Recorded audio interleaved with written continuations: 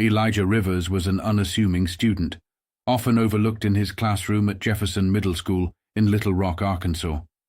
His teacher, Miss Abigail Thornton, had a reputation for being strict but fair, at least to those she favored. Elijah, however, was not one of them.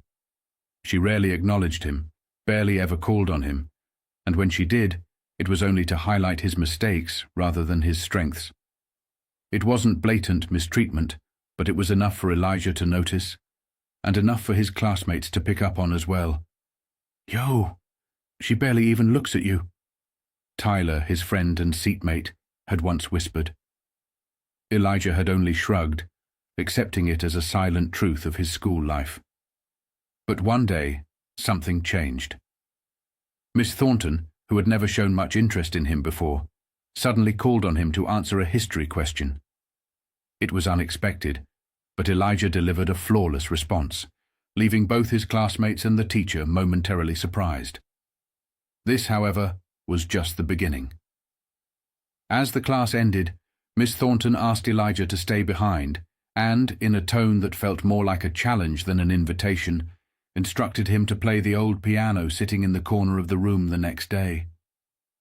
She had overheard him mention his grandfather, a jazz pianist, and now she seemed determined to test him, not out of curiosity, but with the intent to make him stumble in front of the entire class. Elijah knew exactly what was happening. He had spent enough time being overlooked to recognize when someone expected him to fail. But what Miss Thornton didn't know was that Elijah had been playing piano since he was 5. That night, he barely slept, thinking over what was to come. Yet, by morning, he had made his decision.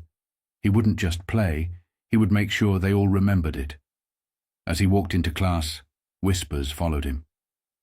His classmates were eager to see the spectacle. Miss Thornton called on him, and he took his seat at the piano. Then, with confidence, he began to play, filling the room with music that left everyone, including Miss Thornton, speechless. The boy she had underestimated had just taken command of the room in a way she had never anticipated. Elijah Rivers had spent most of his time at Jefferson Middle School feeling invisible.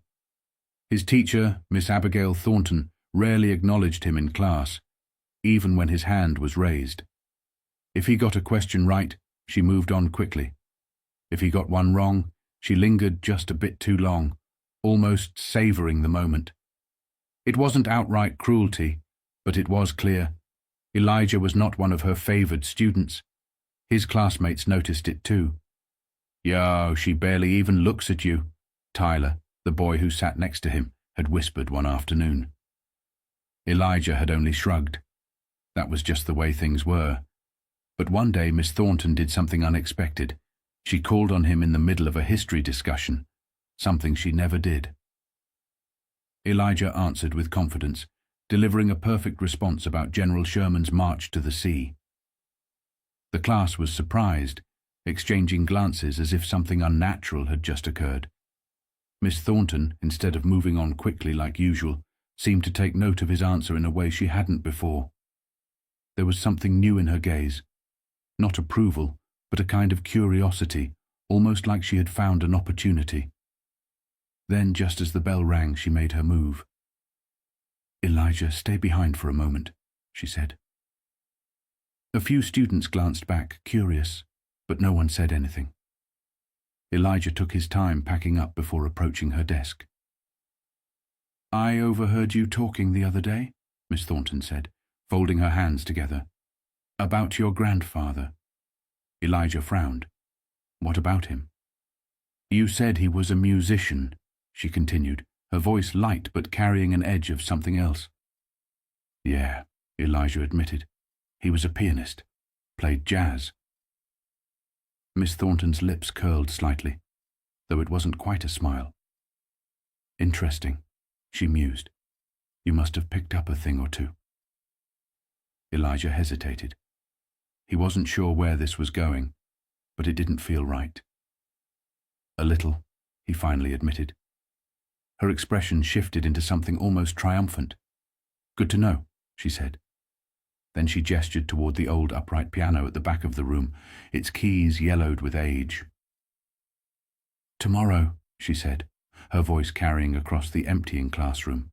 "Let's see what you've got." Elijah blinked. "What?" "You'll play something for the class," she said simply, as if it were the most natural request in the world. He stared at her. He knew that tone. This wasn't an invitation. It was a setup.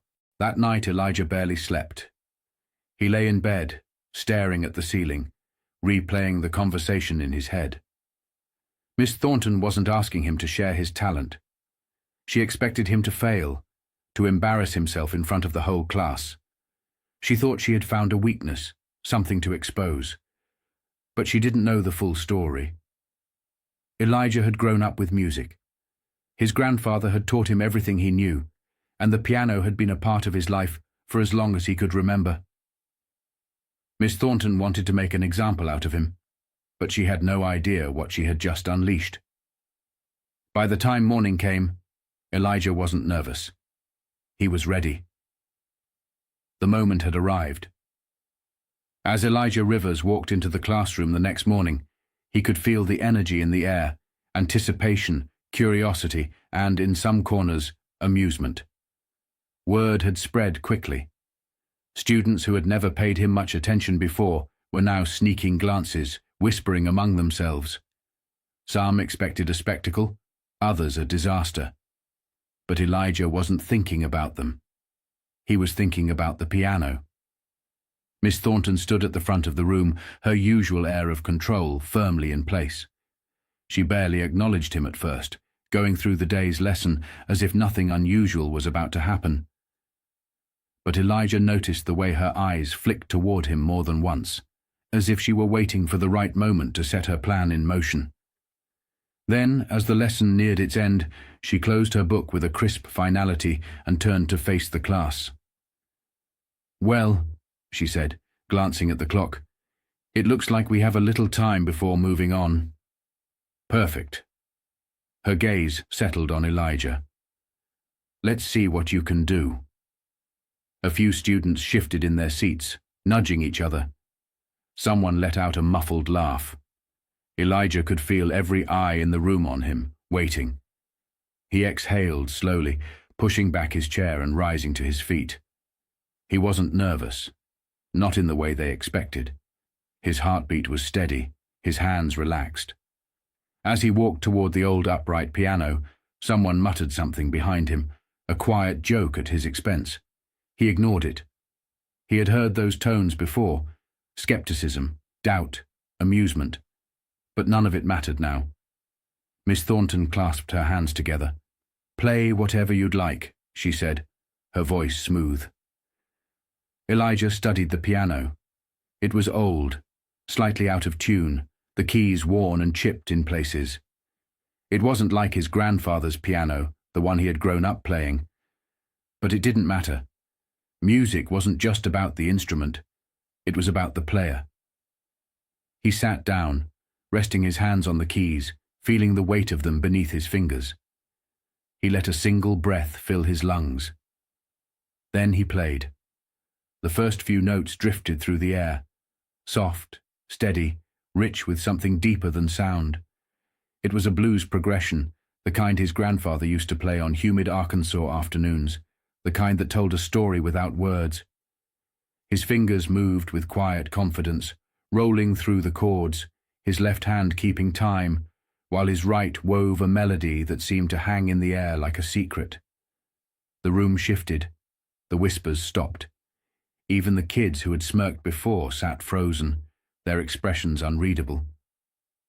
Elijah didn't look up. He wasn't playing for them anymore.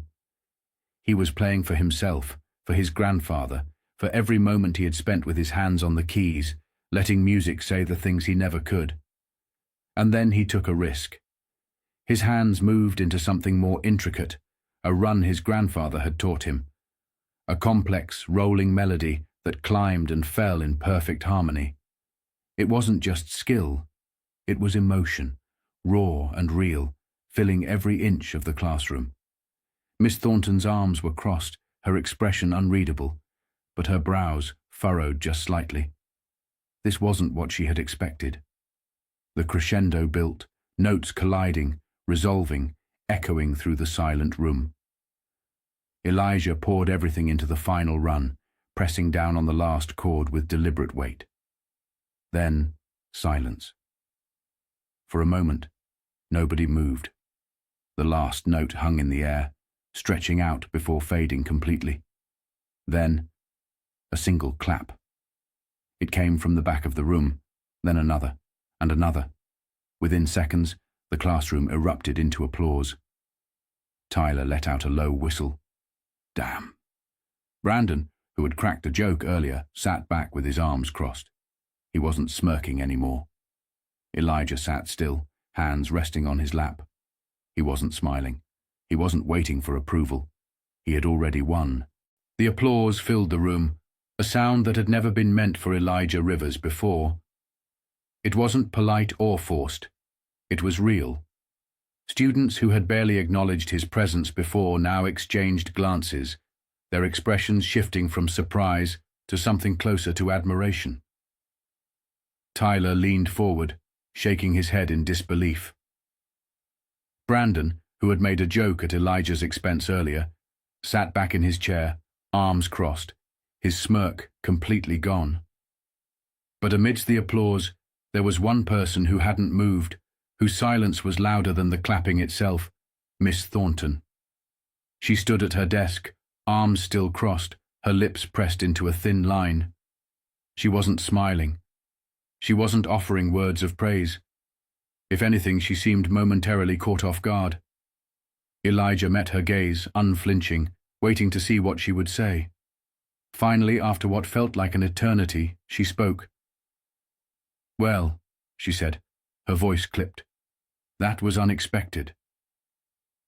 The room quieted slightly, students glancing between her and Elijah, as if waiting for something more. Some of them still whispered, their energy not quite settled. Brandon, still sitting with his arms crossed, scoffed under his breath.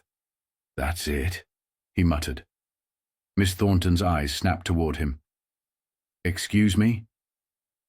Brandon shrugged, shifting in his seat. "I mean, that's all you're gonna say? He just played like—" He gestured vaguely as if trying to find the right words, "like something you hear on TV, and you're just gonna move on?" A few heads nodded in agreement. Madison, one of the more outspoken girls in class, crossed her arms. "Yeah, that was insane." Miss Thornton's expression tightened. "This is a classroom," she said firmly, "not a talent show." Elijah took a breath, steadying himself. Then, in the same calm voice he had used all morning, he asked, "You didn't think I could play, did you?" Miss Thornton's gaze snapped back to him, her eyes sharp. "Excuse me?" "You called me up here," Elijah continued, his voice even. "Not because you wanted to hear me play, but because you thought I'd mess up." A murmur rippled through the room. Some students exchanged glances, while others turned back to Miss Thornton, watching her reaction closely. Her fingers curled slightly against the edge of her desk. "That's enough, Elijah," she said, her tone sharper now. But he wasn't done. "You wouldn't have asked Tyler," he said, gesturing to his friend, "or Madison, or Brandon. But you asked me. Why?" Silence stretched through the room, thick and charged. Miss Thornton's jaw tightened. "You're out of line," she said. Elijah held her gaze. "I don't think I am." Miss Thornton straightened, her posture stiff. "Sit down." For the first time all year, Elijah didn't immediately do as he was told. He glanced around the room at his classmates, the ones who had ignored him before, the ones who had underestimated him, the ones who had smirked when she called his name. Then, slowly, deliberately, he stood, letting the weight of the moment settle. The energy in the room had shifted. It wasn't just about the music anymore. Miss Thornton, for all her usual control, looked just a little bit shaken. And this time, she wasn't the one in charge of the room. Elijah walked back to his seat with purpose, feeling every eye still on him. His heart wasn't pounding anymore. He wasn't nervous. If anything, a strange sense of calm had settled over him. He lowered himself into his chair, And as he did, Tyler gave him a slow nod, one that didn't need words. Miss Thornton turned back to her lesson plan, flipping through the pages as if nothing had happened. But something had, and everyone in the room knew it. The classroom wasn't the same after that day. Something had shifted, not just in the way Elijah Rivers was seen, but in the way Miss Thornton was perceived as well. She carried on as if nothing had happened, as if Elijah's performance and the confrontation that followed had been just another moment in an ordinary lesson. But the students knew better. For the rest of the class, the usual rhythm was gone. Miss Thornton still called on her favorite students, still ran her lesson with the same structured authority, but her grip on the room wasn't as firm as before. The students weren't as engaged, their attention not fully on her words, but on the unspoken weight of what had transpired. They had seen something real, something undeniable, and for the first time, they were questioning things they hadn't questioned before. When the bell rang, students packed up their things, murmuring among themselves as they filed out. Elijah slung his bag over his shoulder and moved toward the door, but just as he reached it, Miss Thornton's voice called after him. "Elijah." He turned back. For a second it looked like she might say something real, something meaningful. There was a flicker of something in her expression, something close to recognition, maybe even regret. But then, just as quickly, it was gone. Her lips pressed into a thin line, her posture stiffened, and her authority reasserted itself. "I hope you understand that this is still my classroom," she said, her tone measured, controlled. Elijah studied her for a moment. Then, in that same steady voice, he replied, "I know." A beat of silence passed between them. Then he turned and walked out. In the hallway, Tyler caught up to him, eyes wide with something between amazement and amusement. "Bro, what was that?" he asked, shaking his head with a grin. You just flipped everything upside down." Elijah exhaled, letting the last remnants of tension slip from his shoulders. "Yeah," he admitted. Tyler nudged him. "So, you gonna play again?" Elijah thought about it, about the way the keys had felt beneath his fingers, about the silence in the room as the music filled every inch of space, about the way, for the first time, people had really seen him. He smiled. "Yeah, I think I will." Because today, he hadn't just played music, he had been heard. That afternoon as Elijah walked home, the weight he had been carrying, the feeling of being overlooked, underestimated, was gone. The sun hung low over West Markham Street, casting long shadows as he made his way through the familiar neighborhood. Near the corner store, he stopped to grab a bottle of water. Mr. Henson, the elderly man who owned the shop, looked at him with knowing eyes. "You look like a kid who just did something important," he remarked. Elijah hesitated for only a second before offering a small, satisfied smile. "Maybe I did." By the time he reached home, the scent of fried catfish and cornbread filled the air. His mother was at the stove, humming softly as she flipped a fillet in the pan. She glanced over her shoulder as he walked in. "You're home late." Elijah dropped his bag by the door and sat at the kitchen table. "Had a long day." His mother studied him. Good or bad? He thought about it, about the music, the applause, the way the class had changed, even if only a little, about how Miss Thornton had looked at him, how, despite herself, she had been forced to acknowledge him. "Good," he said finally. "Really good." His mother turned off the burner, wiped her hands on a dish towel, and sat across from him. "You want to talk about it?" Elijah nodded, and for the next 15 minutes, he told her everything. She listened, never interrupting, letting him get it all out.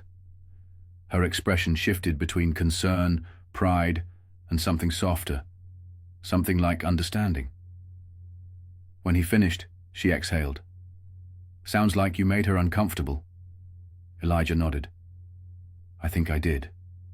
His mother studied him for a moment, then reached across the table, squeezing his hand. Good. The next day at school, things weren't drastically different, but the energy had changed. People saw him now, not just Tyler or Brandon or Madison, the whole class. During lunch, a few students who had never spoken to him before stopped by his table. "Dude, you were insane on that piano," Madison said, sliding into the seat across from him. "How long have you been playing?" "Since I was 5, Elijah answered. Tyler shook his head in disbelief. "Man, you've been holding out on us." Elijah smirked. "Guess so." From across the cafeteria, Miss Thornton walked by, tray in hand. Their eyes met for only a brief moment. This time, she was the one who looked away first. And Elijah? He just kept eating. Because he had already said everything he needed to say. Some lessons aren't taught in books. Some moments change the way people see the world, whether they want to or not. Miss Thornton had spent the year looking past Elijah, and in just a few minutes, he had made sure she would never do it again. One of the most powerful lessons from Elijah's story is the importance of resilience and self-worth. In life, we often encounter people who underestimate us, who assume we are incapable based on their own biases or limited perspectives. Elijah's response was not through argument or defiance, but through action, by allowing his talent to speak louder than the doubts placed upon him. For older adults, this lesson is particularly meaningful. Society sometimes overlooks the wisdom, experience, and abilities of those who have lived long lives, assuming that age diminishes value. But just like Elijah, we all have something that defines us, whether it's a skill, a passion, or a wealth of knowledge accumulated over the years. The key is to never let others dictate our worth. Instead of seeking approval, we should embrace what we do best, let our actions demonstrate our abilities, and remind the world that value does not fade with time, it evolves.